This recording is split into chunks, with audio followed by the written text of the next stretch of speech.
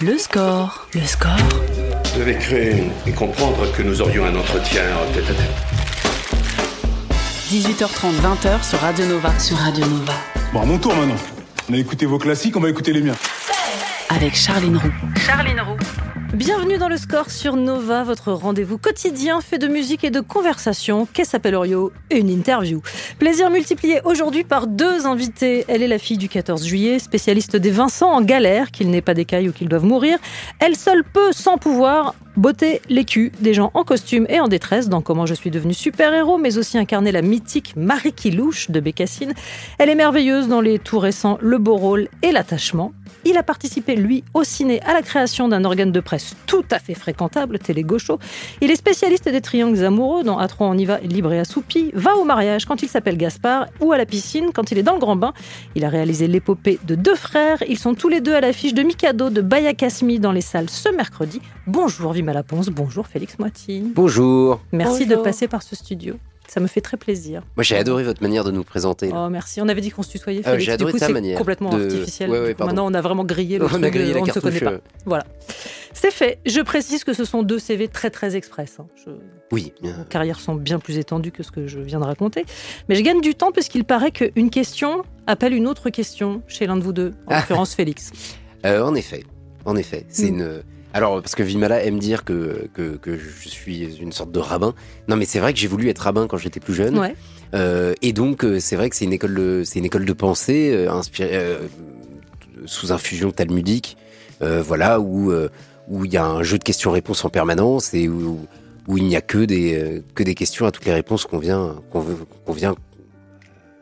poser. Mais tu t'engages à répondre à mes questions, pas à m'en retourner d'autres. C'est pas sûr que je puisse long, y répondre. Mais non, mais moi j'ai du mal à faire des réponses définitives, hein, en vrai. Vimala, il te retourne énormément de questions ou... Félix ? Ouais. Félix, plutôt, je dirais, tu fais beaucoup de petits tiroirs. Il fait beaucoup de sujets dans les sujets, de sujets dans les sujets. Et ça, j'aime bien.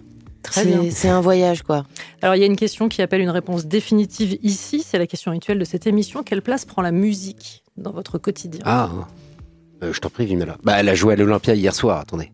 Il y a quelques jours, elle était sur scène avec Compromat, tout à fait. Il y a quelques jours. Il n'y a rien qui va. Je le dis, on est en léger différé. Voilà. Vimala était sur scène avec Compromat. Voilà. C'est l'info essentielle. Donc, la place de la musique dans ta vie, Vimala. Il y a un léger différé. De manière générale. Pas que, voilà. Effectivement, il y a 3 jours. Donc, oui, j'ai fait ce qu'on appelle un guest pour la première fois de ma vie à l'Olympia avec ma meilleure amie Rebecca Warrior et Vitalik pour un track de spoken words, comme on dit. J'ai pas chanté parce que sinon ce serait la catastrophe. Et avec Raïm Redkar. Voilà. Parfait. Donc, place importante de la musique, j'imagine. On peut en déduire ça. Place extrêmement importante de la musique pour moi. Je peux pas dire que j'en fais, mais je fais la musique de mes spectacles. Ouais. Donc, je fais des musiques d'ascenseur, des musiques à laquelle il manque quelque chose, puisque c'est fait pour être complété par ce qu'on voit. Ouais. Comme a dit Kurosawa. Et du coup, oui, moi, j'en ai un peu la pratique. J'ai fait de la guitare classique et de la clarinette. J'ai même acheté une clarinette basse que j'ai revendue pour payer mes impôts. Très bien. Voilà. C'est une histoire un peu triste, je dois dire. Félix, toi qui te rêvais rockstar quand tu étais plus jeune, la place de la musique. Ça fait beaucoup de rêves entre rabbin, rockstar. En plus, c'est un peu le grand écart. Rabbin, rockstar, moi je trouve que c'est un combo pas mal. Ceci dit, il y a un rabbin qui s'appelle Étienne Kerber, qui était le guitariste des Shades. Absolument. Avant. Ouais. Qui est un type assez génial, à qui je dois beaucoup, moi, dans mon étude. Mais moi, la musique, c'est super important, si ce n'est que j'ai pas la dimension empirique, puisque je suis très mauvais musicien. Je me suis improvisé bassiste à un moment dans ma vie quand j'avais 17 ans. Ouais. J'ai créé un groupe de rock qui s'appelle le Hammock Music Club. Je me suis fait tatouer. C'est vrai, elle rit.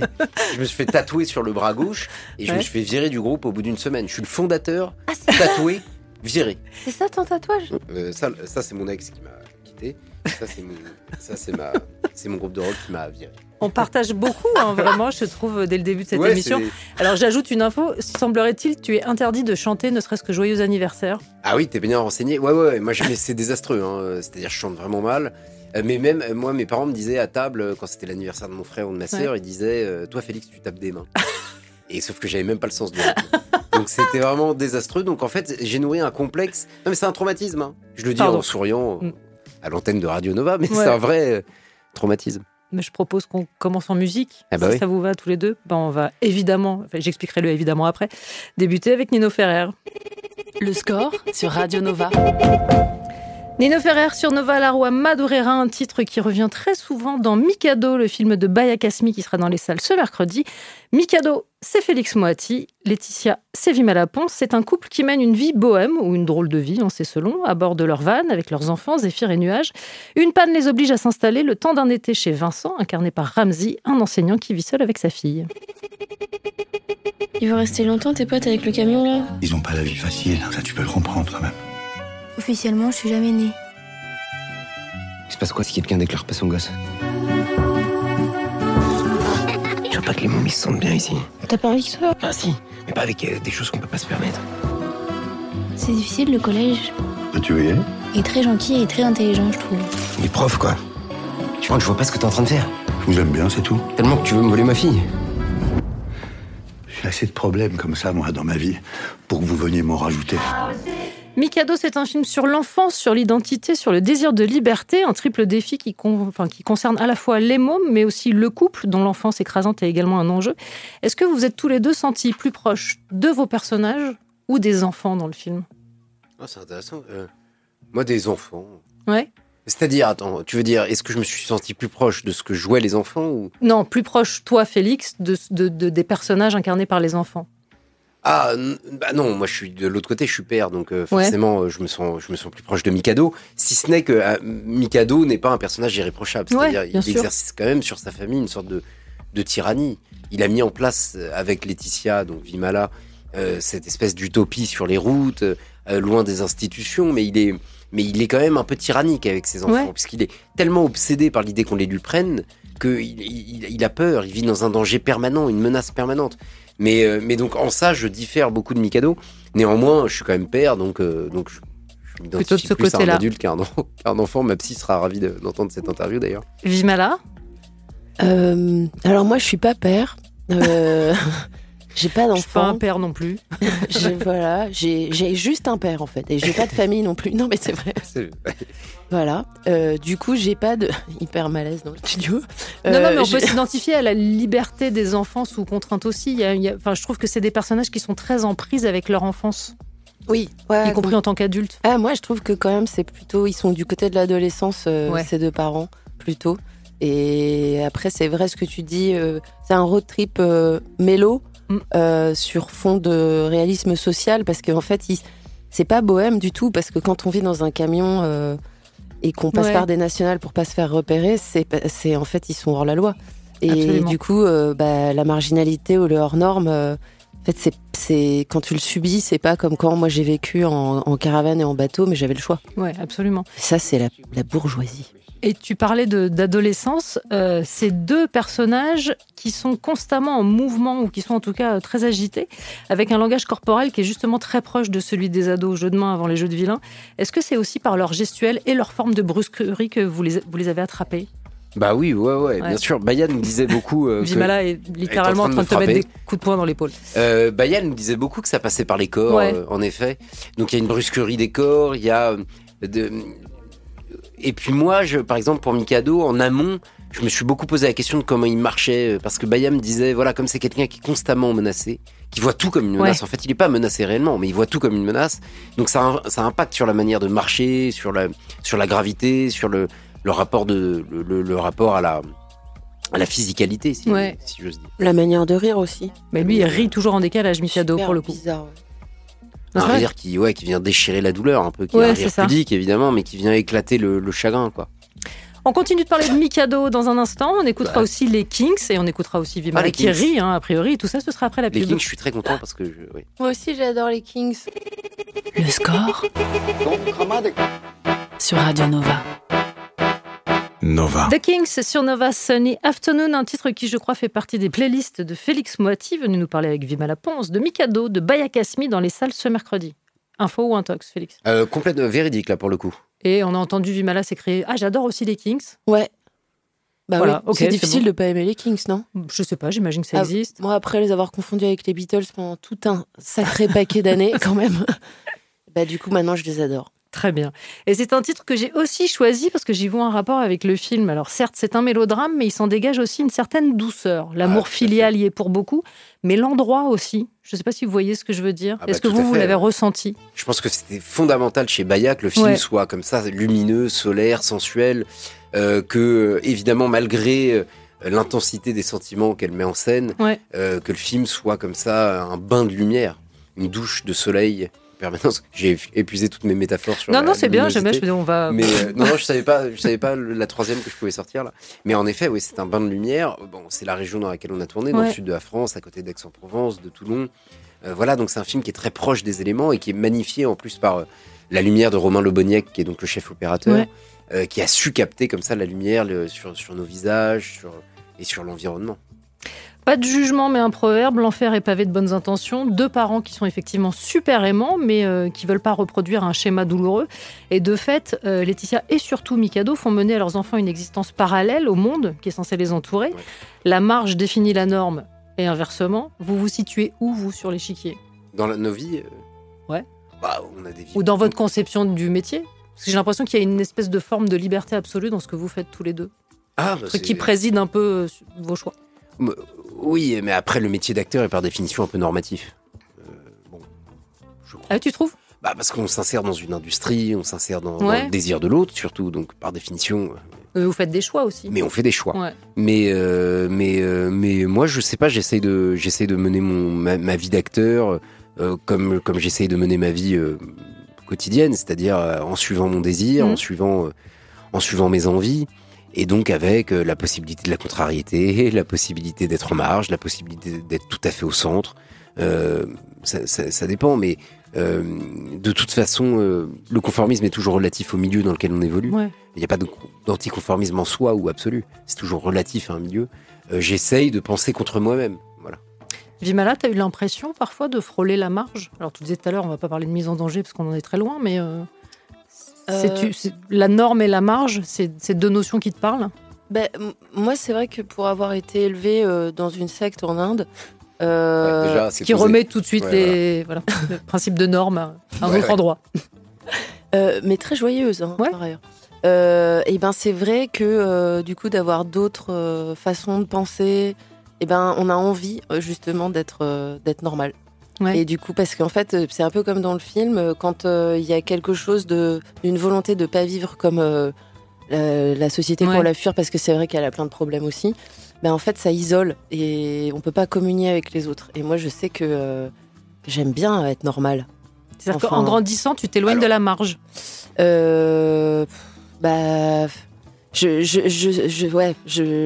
sais pas. Je trouve que en tout cas, comme les enfants en fait de Laetitia et Mikado, il y a quelque chose moi où j'étais ravie de pouvoir fêter Noël avec tout le monde, d'avoir les mêmes rituels, parce que des fois, si t'as raison, tu crois que t'as raison tout seul, ce qui est le principe des communautés ou tu crois que t'as la vérité sur le monde, et en fait, tu l'as peut-être, mais t'es tout seul.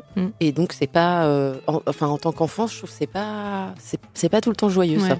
Mais il y a une phrase qui ressemble beaucoup à Vimala, je trouve, qui est... Alors, je sais pas, on l'a prêté pendant des années à Dostoïevski, mais je crois m'être rendu compte que c'était pas lui.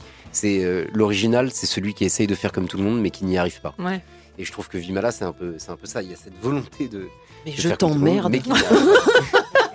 Ça part en sucette. Elle est cordialement. Elle est belle, je l'adore, cette phrase. On connaît Baya Kasmi pour ses excellentes comédies. C'est sa première incursion dans un registre différent, le mélodrame. Est-ce que c'est un genre qui vous parle ? J'adore le mélo. Moi aussi, j'adore. Ouais. Là, j'en ai fait 2 d'un coup. Oui.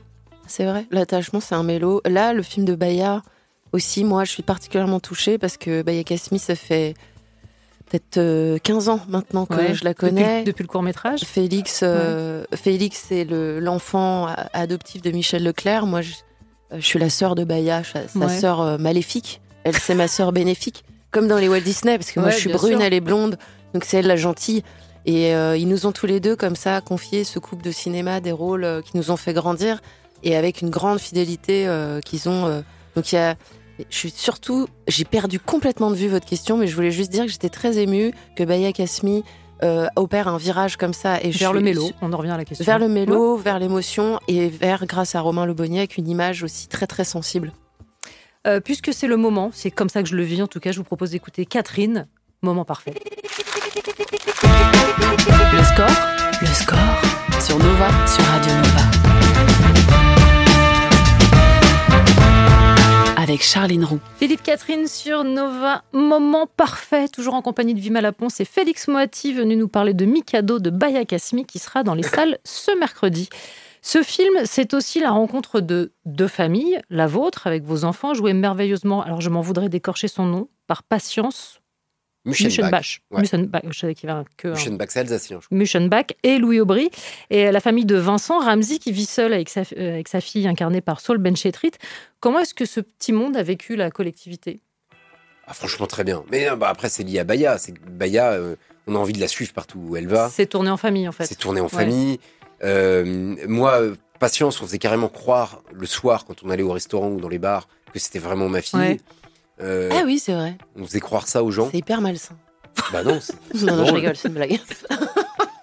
Et sinon, non, c'était trop cool, quoi. Moi, c'était trop bien. Il y avait cette espèce d'utopie dans le van d'abord avec la famille, et puis ensuite cette utopie qui vient se cogner au principe de réalité, au rapport de classe aussi, puisque le film raconte aussi ça, le rapport de classe entre notre famille et celle de Ramzi, qui est beaucoup plus, vous l'avez dit, vous avez parlé du rapport entre la marge et la norme. Bon, ça parle aussi du rapport de classe, de la confrontation de classe. Et c'était trop bien. Ramzi, il est adorable. Patience et Saul sont deux jeunes actrices qui ont un talent fou. Voilà. Et Louis. Et le petit Louis. Le petit Louis, c'est la réincarnation de cinéma. On dirait Al Pacino dans Hit. Ah ouais, carrément. De Michael Mann. Ouais. À la fin... En moins agité quand même. Al Pacino, il est dans Hit ou pas ? Oui. Ouais. C'est le principe de Hit, c'est qu'il y a Al Pacino. Et on dirait Al Pacino dans Mary Poppins. Bon. Oui. L'autre, c'est Robert De Niro. Non, mais tout simplement. Mais non, il y a l'autre là avec la mâchoire carrée comme moi. Val Kilmer. Qui est mort hier. Paix à son âme. Quoi ? Ouais. Ah non. Si. Ouais. 65 ans, il est mort d'une pneumonie. Ah non. C'est horrible. Bon, écoutez, c'est pas grave. Enfin si, mais bon, bref. Oulala. Pardon. Là, j'ai l'impression d'être Mikado. Le fou rire au moment où il ne faut pas. Voilà, de quoi on parlait déjà ? On parlait des enfants, de faire famille, et de Louis. Louis, c'est un enfant, parce que faut arrêter avec l'idée que les enfants jouent bien. Moi, j'ai vu énormément d'enfants jouer très mal. Et Louis, il joue très bien. Il joue très bien. Ouais. Louis Aubry, un immense acteur. Voilà. Ouais, tous les jeunes comédiens sont absolument fantastiques. Non, ils sont bien, franchement, je dis pas ça. C'est difficile parce qu'on est dans l'exercice de promo, donc on défend notre crèmerie. Mais la vérité, c'est qu'ils jouent vraiment extrêmement bien. Non, très bien, vraiment. Félix, j'ai entendu dire que tu connaissais le langage de Baya Kasmi, que c'est un langage qui t'était très familier. Qu'est-ce que ça signifie ? Qu'on est méditerranéens tous les deux, je crois. Vraiment, ça s'arrête là. Ouais, je pense. Hein. C'est que elle... On se comprend, c'est-à-dire notre brusquerie qui, moi par exemple, je vois mes amis parfois me disent mais t'es un peu brusque. En fait, c'est pas de la brusquerie, c'est une manière de parler, c'est de la tendresse. Ça n'est certainement pas un manque de respect, jamais. Mais c'est une manière de parler, de s'exprimer. C'est séfarade. Voilà. Bon, elle est pas séfarade, elle est en l'occurrence. Oui, mais Baya, elle est d'origine musulmane. Mais moi, je suis séfarade. Toi, t'es ashkénaze Vimala. Est-ce qu'il y a une place pour l'improvisation sur les tournages de Baya Kasmi ? Et la question, c'est plutôt est-ce qu'il y a une place pour le texte dans les films de Baya Kasmi ? Plutôt ça la question en fait. Non mais c'est vrai, elle vous laisse très libre. C'est-à-dire que vous avez une situation donnée. Oui, en vrai, c'est très cadré. Elle nous dirige pendant les scènes. C'est-à-dire avec une voix très fluette et très aiguë. Elle est derrière le combo étant le retour vidéo. Je sens qu'il y a une imitation qui va arriver. Non, parce que je peux pas la faire. Très bien. Maintenant tu ris, Félix, maintenant tu ris. Je le savais. Ouais, bon, voilà. Et elle était... elle nous dirige pendant les scènes, donc on navigue un peu à vue. Ouais. Et je parlais de vie en collectivité, on peut même parler à certains endroits de promiscuité avec la contrainte du camion que tu conduis, Vimala. Oui. J'imagine que ça a dû être un truc un peu particulier. Parce qu'il m'a l'air de faire très chaud au moment où vous avez tourné. Donc être vraiment enfermé dans un van, littéralement. Il faisait très chaud. Ça aide à faire famille ou pas du tout ? Ou à se taper sur les nerfs de manière plus rapide ? Non, honnêtement, moi j'ai que des souvenirs joyeux de ces moments de tournage. Alors en effet, espace restreint, musique, Nino Ferrer à fond, équipe technique dans cet espace restreint. Ouais. Mais honnêtement, j'ai que des souvenirs joyeux, moi, de ce tournage. Le Mikado, c'est évidemment en rapport au jeu, c'est-à-dire que c'est un jeu qui implique quand même une certaine dextérité, le fait de faire bouger sans faire tomber. C'est un exercice dans lequel vous êtes bons, tous les deux. Dans la vie, le Mikado ? Ouais. Non, j'y ai pas joué depuis mes 8 ans, je pense. Donc, je peux pas vous dire, il faudrait que je m'y attelle à nouveau. Mais dans mes souvenirs, j'adorais ça, surtout moi qui étais un élève, un enfant très agité. C'est un exercice de concentration voilà, assez dingue. C'est un exercice de concentration assez génial. Vimala, toi qui es quand même particulièrement agile, j'imagine que tout ce qui est équilibre, ça te parle ? Oui, moi j'aime bien l'équilibre, mais sur moi, pas en sur ta dessous. tête, ouais, c'est ça. Et pas devant. C'est très bien. Du coup, surtout, je trouve le jeu de Mikado particulièrement... je trouve ça assez beau aussi par rapport au film, évidemment, quoi. Un chaos organisé, comment tu fais pour enlever juste une chose et que ce bordel reste intact. Je trouve que ça, c'est super beau, de la même manière que Bayakasmi qui a inventé ce personnage de nuage qui se fond dans le décor. En fait, je trouve que c'est assez beau quand il y a des toutes petites choses comme ça qui poétisent ou qui viennent en fait nous surprendre dans les films qui sont plutôt réalistes. Moi, j'aime bien ça. Ouais, c'est très très beau, vraiment, je le redis publiquement. De quoi, Mikado ? Vous pouvez le redire ? Tu peux le redire ? C'est très très beau, Mikado. C'est un très beau film. Moi qui m'a beaucoup ému. Et ça fait plaisir. Voilà. Félix est extrêmement exceptionnel dans ce film. Oui, vraiment. Très... Mais toi aussi, hein, je le dis. Voilà, bah ouais, toi aussi, Vims. Ouais, ça. On a qu'à tous se trouver super. Et ouais, toi, je trouve que t'es une intervieweuse exceptionnelle. Ouais, mais vraiment, c'est mon moment préféré. Quentin réalise extrêmement bien cette émission. Très fort. Ouais, je suis d'accord. Et en plus, il est beau. Bah voilà, allez, hop, c'est cadeau. Il n'y a que la beauté extérieure qui compte. Tout le monde le sait. Hein, tout le monde le sait. Toi aussi, t'es très belle. Toi, t'es belle. C'est toi, t'es belle. Non. Et toi aussi, t'es beau, Félix. T'es une belle personne. Ah non, ça, c'est dans un autre film. Je propose une pause musicale pour que tout le monde redescende. Les Rolling Stones ? Oh, bien, bah, c'est pour moi, ça, encore. Oui. Mais attends, t'as 57 000 ans ou pas ? Bah oui, je suis... c'est un truc de fou. C'est... Le score sur Radio Nova. Rolling Stones sur Nova, Sympathy for the Devil. J'ai mis tout ce que je pouvais dans l'accent. Ouais. Je le tentais. Je suis toujours en compagnie de Vimala Ponce et de Félix Moati, venu nous parler de Mikado. Je le rappelle, qui sera dans les film salles. de Godard. Sur les Stones ? Avec ce morceau-là où on voit un enregistrement. Pardon, je t'ai coupé. Ben non. Qui sera en salle, Mikado, le mercredi, 9 avril. Mercredi. Vraiment, donc après-demain, littéralement. Ah oui. Puisqu'on est lundi. Voilà. Vous avez un point commun, tous les deux, c'est d'avoir débuté assez tôt. Oui. Vimala un peu plus que Félix. Bah si, ça cartoon versus LOL et Livide. Donc, quel souvenir est-ce que vous gardez de ces premiers pas ? Ah, moi, j'ai adoré... C'est vrai que j'ai pas les forts. C'était vrai. Non, j'ai adoré. Vimala a sursauté, vraiment, moi, j'ai un souvenir, franchement, d'enchantement pur. Ouais. En fait, je me souviens le premier jour de tournage où on est venu me chercher pour LOL. Ouais. J'avais donc 17 ans et je me souviens qu'il était très tôt, puisque les horaires en tournage commencent assez tôt. Le soleil se levait à peine et j'avais l'impression qu'on allait faire un sale coup. Ouais. Vraiment. Et j'adorais cette impression là, pour le coup, de vivre en marge. Et j'avais adoré cette impression-là, presque délictuelle, voilà, quand j'avais 17 ans. Et par contre, la sortie, je l'ai vécue avec brutalité. Pourquoi ? Le tournage, j'ai adoré, être avec Lisa Azuelos, être avec les autres acteurs, les autres actrices. Ça, j'ai adoré. C'était vraiment une colonie de vacances exceptionnelle. Et puis découvrir les équipes de tournage. Moi, voilà, ça, j'ai été piqué tout de suite par la camaraderie qu'il y avait sur les plateaux. Mais après, moi, c'est la sortie. J'ai trouvé ça très brutal. Parce que soudainement, à 18 ans, tu te retrouves exposé. Ouais. Un film qui marche très fort. Et qui continue de marcher. Hein. Qui continue de marcher, qui est sur Netflix maintenant. Et qui marche très fort. Et ça, je l'ai vécu très bizarrement, soudainement, d'être exposé comme ça, de pas avoir un peu la même éducation sentimentale que mes amis. D'être exposé un peu. Ça monte au cerveau forcément à 18 ans. Inéluctablement. Et puis en plus, c'était bizarre. Ça biaise ton rapport aux autres. Et Vimala, les premiers souvenirs de plateau, de tournage, t'en as gardé quoi ? La Tabrigie avec des énormes sucettes. Enfin, des sucettes en forme de voiture. J'avais jamais vu ça.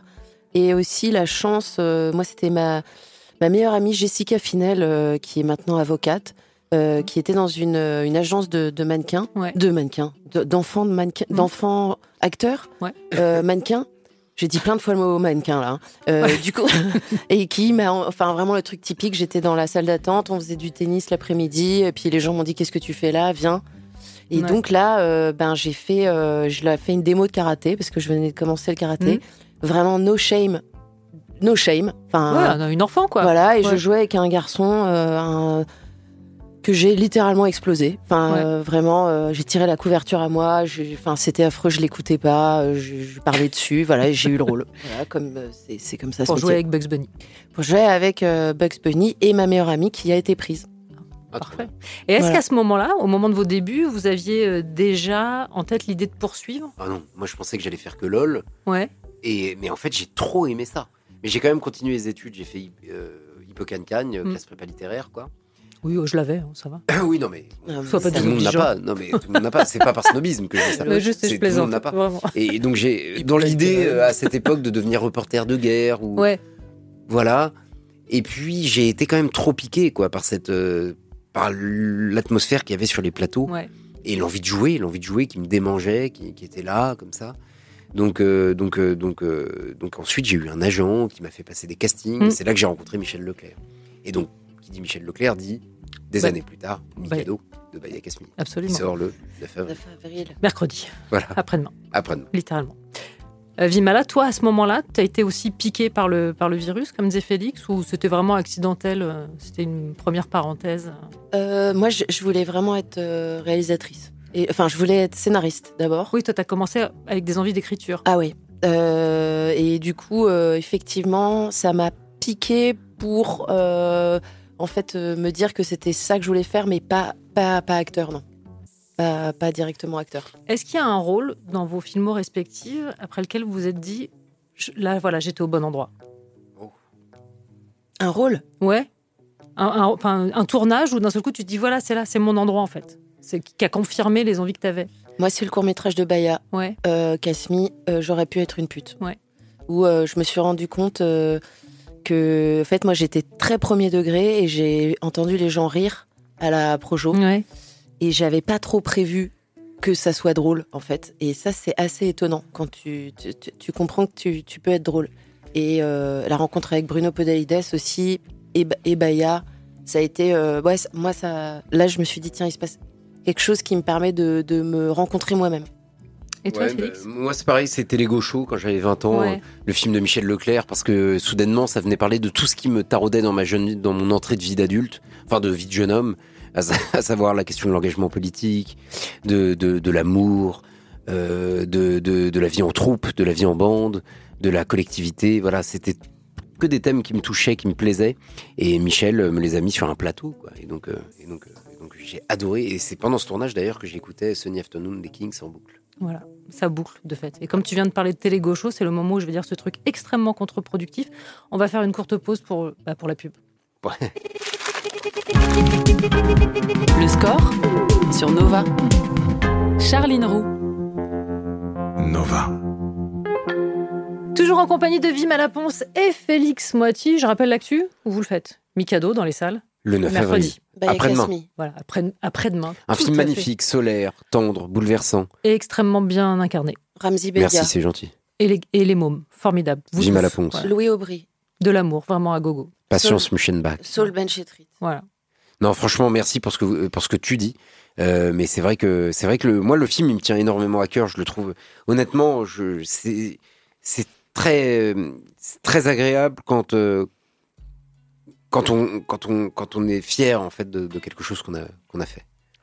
On parlait de vos parcours respectifs il y a un instant, et Félix, il y a un truc que j'ai noté, tu dis que le track, il est venu à force de jouer. Oui. C'est-à-dire que le track, tu ne l'avais pas tout au début. Je ne l'avais pas du tout même. Et tu veux dire que c'est proportionnel, c'est-à-dire plus tu tournes, plus tu as le track. On peut croire que plus on grandit dans ce métier, plus on se constitue un savoir sur notre métier.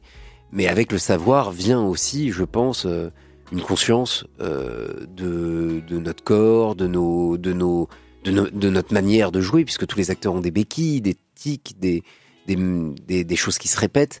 Et en effet, moi, c'est avec le temps qu'est venu le track. Et Vimala, j'ai noté que dans une interview au magazine SoFilm, tu disais « Tourner des films, c'est regretter perpétuellement tout ». C'est vrai, j'ai dit ça. Ouais. Vivre, c'est regretter perpétuellement Oui, tout. mais je conçois aussi qu'à l'échelle d'un tournage, ça puisse être un truc qui agite. Bah, c'est du genre à refaire post-tournage le soir en rentrant. Je confirme, puisqu'elle me l'a dit un soir pendant le tournage. Oui, c'est vrai. Ouais. Mais ça me fait penser à la phrase dans Mauvais sang de Léos Carax à la fin qui dit à peine le temps d'apprendre à vivre que c'est déjà fini. En fait, même j'ai pu le vérifier avec Agnès Jaoui qui me disait aussi c'est fou, tu rentres dans ta chambre d'hôtel et c'est là que tu comprends comment est-ce qu'il fallait jouer la scène. Et donc je me suis dit bah oui c'est ça, c'est des regrets perpétuels. Et moi sur la question du track, moi je sais que comme j'aime beaucoup le live, la performance live, il y a un truc au cinéma qui est terrifiant quand tu tournes. Pour moi c'est le silence qu'il y a autour, terrifiant, que t'as pas dans une salle où t'as des réactions. Et ne pas réussir, ne pouvoir surprendre que l'équipe une seule fois. Donc les premières prises, après tout le monde sait ce que tu vas faire, comment tu vas le faire. Il peut y avoir des accidents, mais en fait, et ça me fout le trac. Alors puisque tu parles de live, je crois que tu es en train de préparer un nouveau spectacle pour l'Odéon. Ouais. L'automne prochain. Ouais. Octobre. On a le droit d'en savoir un peu plus ou ça s'appelle Onda Romance. Et c'est une pièce avec 9 chanteurs et chanteuses et un satellite à échelle 1. Et c'est l'histoire de ce satellite qui va être le narrateur de la pièce. Et c'est une pièce sur les émotions et sur le rapport qu'on a avec les émotions, parce que je pense que c'est autant des guerres intestines familiales que géopolitiques, notre gestion des émotions. Elon Musk. Moi je dis comme ça d'un coup. En un seul nom. Un résumé en un seul nom. Non, voilà. En gros, voilà. Pour l'instant, je sais pas.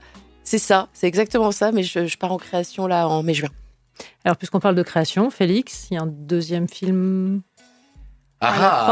oui, en tout cas, il est écrit... Dans un gîte de montagne Non. Alors ça, c'est... Non. Ça, c'est un film que j'ai écrit, en effet. Je l'ai écrit. Mais ce sera pas ça.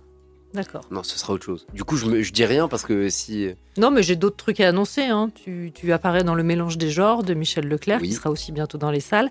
Et tu es... Alors, je crois que c'est une série des Vivants de Jean-Xavier de Lestrade, dont j'ai fini le tournage la semaine dernière. Qui est un sujet... Sur les attentats du 13 novembre. Sur une bande qui se retrouve et qui est liée par ça. Et je pense que ça... c'est exactement ça. C'est les... 7 personnes qui ont été prises en otage au Bataclan et qui ensuite constituent une bande de potes, et pour refaire un peu, pour tisser du lien à nouveau après ce traumatisme. Est-ce qu'il y a des genres qui sont pour l'instant encore chez vous inexplorés, dont vous rêvez ? Parce que vous avez des films assez variés quand même. Hein. Moi, le biopic. Ah ouais, moi non plus. Oui, si c'est un genre à part entière. Ouais, en effet, moi j'ai jamais fait de biopic non plus. Mais j'aimerais bien faire plus de comédie, moi. Ouais, ça me plairait. Ces derniers temps, je prends une pente, j'ai l'impression très grave. Ça m'inquiète. Non, j'aimerais bien faire plus de comédie. Vimala, biopic, on en reste là. Biopic de Jennifer Capriati. J'aimerais bien faire ça, qui est une joueuse de tennis. De tennis, bien sûr. J'ai fait beaucoup de tennis. J'aimerais quand même le mettre à profit. Optimiser, Voilà, parce que déjà, je suis dégoûtée parce qu'ils ont fait le biopic de Florence Artaud, donc qui est vraiment mon héroïne. Donc, je pourrais pas le faire. De toute façon, je lui ressemble pas du tout. Sinon, je ferais bien le biopic de Juliette Armanet. Ah ouais, je demande à voir. Je pourrais jouer Juliette Armanet. Tu pourrais tout à fait enflammer un piano. Hein, ou Val Kilmer, d'ailleurs, maintenant. Ouais. Faudrait que quoi ? Ça implique quelques métamorphoses physiques quand même, plus Val Kilmer. Mais c'est ça qui est génial dans le biopic. Moi, je trouve que c'est trop bien, ça. Dernier titre choisi pour vous avant de vous laisser la main, puisque c'est vous qui allez faire la sélection de l'admire qui suit. Ah oui, je vous avais pas prévenu, je le dis maintenant. Ah bon ? Oui, on écoute Shadé avec The Sweetest Taboo. Le score sur Nova, sur Radio Nova. I think I'm going to fall. Oh, fucking hell. Shadé sur Nova, The Sweetest Taboo, un titre choisi pour Vimala Ponce. Oui, Félix. Moi, je suis désolée, toute la sélection avant était pour toi, là c'était pour Vimala, parce que je crois que tu aimes bien Shadé. Bah ouais, mais comment vous savez ça ? Parce que j'ai lu des interviews. Shadégou. Je me suis... Pardon. Quoi ? Non. Shadégou. Ouais. C'est une émission qui est hyper shadée. Hein. J'ai vraiment cherché des trucs. Alors là, faut vraiment pas me tester sur ce genre de jeu. À la con. Voilà. Je suis navrée, Vimala. Le marquis de Chad.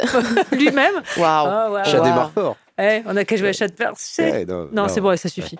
Non, mais c'est tant bien que vous soyez un peu chaud parce que là, c'est les. Elle était bonne aussi. Le marquis de Chad. T'as bien aimé. Ouais, moi aussi. Mais ça se prononce. Bon, bref. Ouais, bon, allez.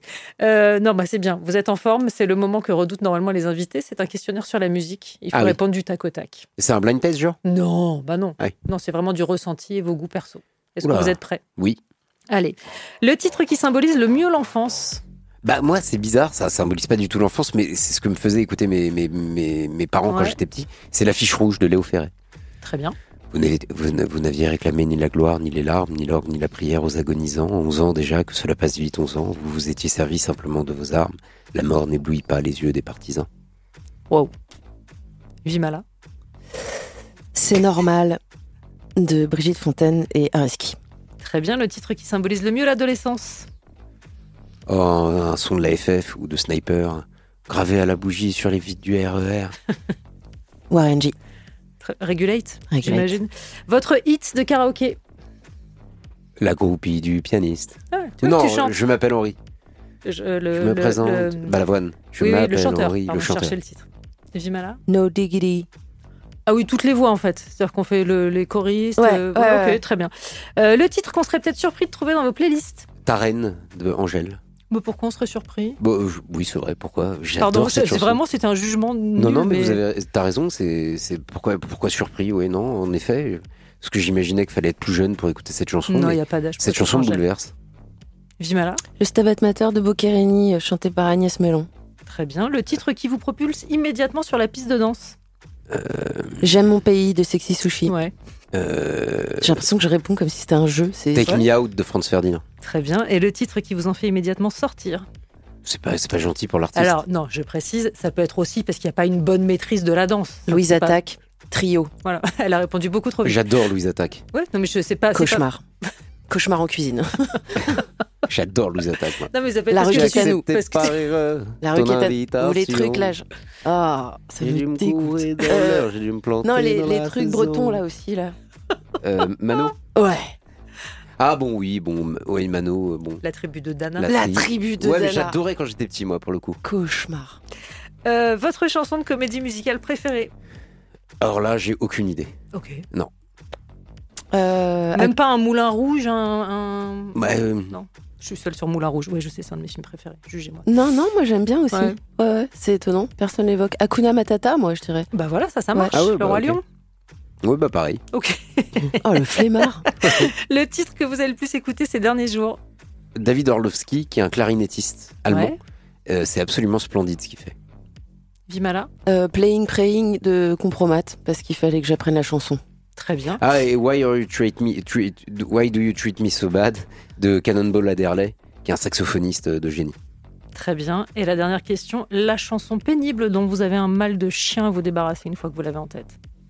Mais il y en a plein, ça. Généralement, c'est le moment où les darons et les daronnes se manifestent. Il y a toujours un petit générique de chansons d'enfants qui est assez insup. Moi, c'est vraiment le générique de La Reine des Neiges. Là, en ce moment, je suis en plein dedans. Libéré, délivré. Libéré, délivré. Mais je la chante pendant mon sommeil, quoi. C'est-à-dire... Vers 120. C'est fou. Évidemment. Ah, c'est drôle, moi aussi, c'est un générique. C'est le générique de K2000. Ah, mais qui est purement musical. Ouais.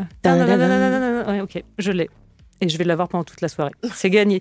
Je rappelle donc que le film de Baya Kasmi s'appelle Mikado et qu'il est dans les salles mercredi. Merci mille fois d'être venu nous en parler. Merci à toi. Et on va passer à votre playlist. Parce que c'est vous les DJ à partir de maintenant. Le premier titre est signé Tyler, the Creator. C'est Earthquake et je crois que c'est toi, Félix, qui l'a choisi. Pourquoi celui-là? Rapidement. Parce que j'adore Tyler, the Creator. Ok, allez. C'est vraiment, j'ai fait simple. Le score sur Radio Nova. Mickey sur Nova et pour clore le score consacré à Vimala Ponce et Félix Moetti. Merci encore à tous les deux d'être passés par ce studio. C'était un plaisir. T'es génial. Non, c'est toi, t'es génial. Vraiment, j'insiste. Et toi aussi, t'es génial. Mais vous êtes génial. Et toi aussi, Quentin, t'es génial. Quentin, t'es sexy. Que d'amour dans cette émission. Il est 20h, je pense qu'il est temps de rendre l'antenne et c'est au tour de David Blo et du Nova Club.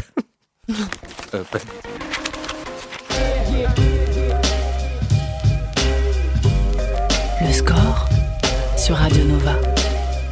À retrouver en podcast sur nova.fr.